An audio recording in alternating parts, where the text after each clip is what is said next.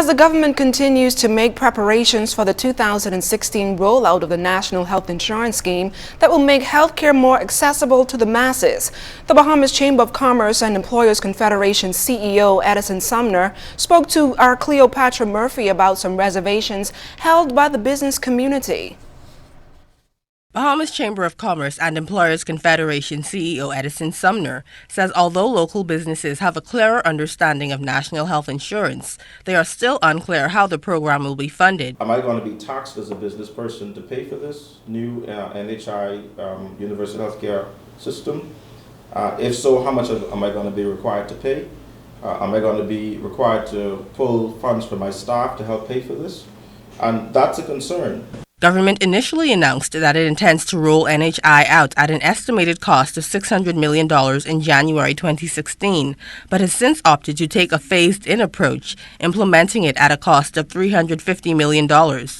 With its implementation around the corner, Sumner says businesses are concerned about being overtaxed, especially with the recent rise in minimum wage and the introduction of value-added tax. Now there's talk about possibly taxing businesses again a percentage of your payroll to pay towards NHI, although that hasn't been fully agreed upon yet. So if that is the case, then the business community is going to have a serious concern about that. Sumner says at some point there must be a trade-off because businesses must remain profitable. He says for NHI to succeed, it must have the full support of the private sector. NHI is a whole different creature, right?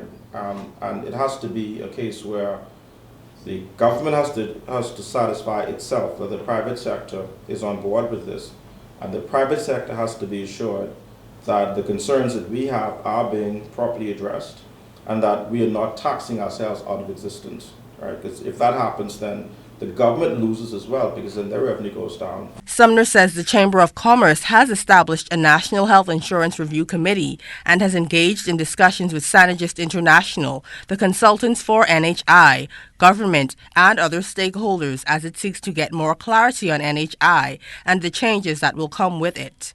Cleopatra Murphy, ZNS Network News.